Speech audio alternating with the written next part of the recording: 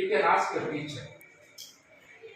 If you are not asking any question regarding that particular lesson, that means you are not understanding the lesson well. You are not concentrating your mind on the lesson.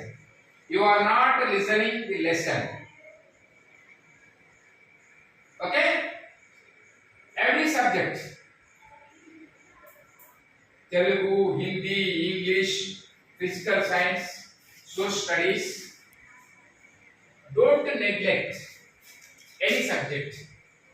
ఆ తెలుగులే చదువుదాంలే మంచిది కాదు. Aggregate మార్క్స్లో Telugu కూడా కలుస్తుంది, హిందీ కూడా కలుస్తుంది. కాబట్టి read the lesson 1 or 2 times, which has been taught to you by your teacher. Whenever if you got any doubt, if you could not understand the meaning of a particular word in social studies, in a particular lesson, you underline it with a pencil, and in the next class you can ask your teacher what is meant by this word. That your teacher will clarify it in there. ఒక్క ప్రశ్న కూడా మీ పాఠ్యాంశం చెప్పేటువంటి ఉపాధ్యాయుని మీరు అడగట్లేరు అంటే మీరు వినట్లేరు అని అర్థం.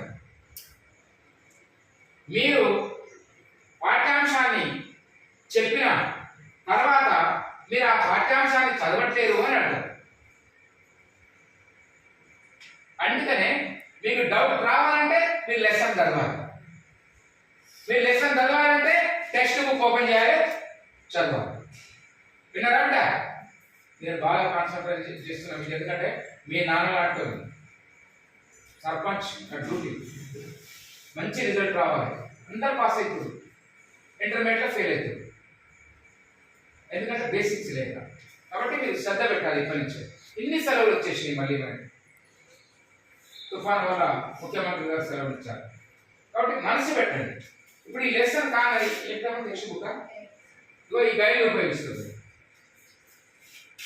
Don't read guides and telling you sir Prakash గారు రండి, ఈ గైడ్ అని ఉపయోగిస్తుంది సార్.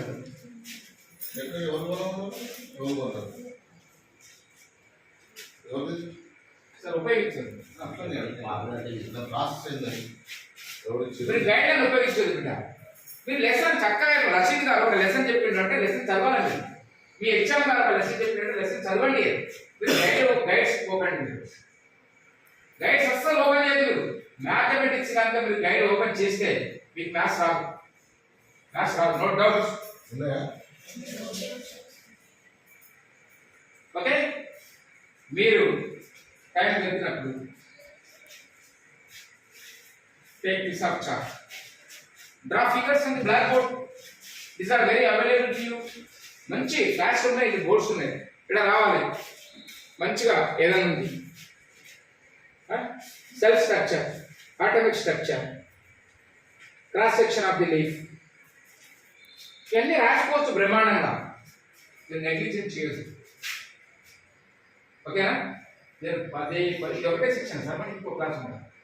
10th క్లాస్ ఇంకోటి ఉందా? ఒకటే ఒక కంబైన్ గా ఓన్లీ ఇంగ్లీష్ మీడియం ఉన్నారా? ఎవరెవరు తెలుగు మీడియం? వీళ్ళని ఎందుకు కన్వర్ట్ చేయాలి?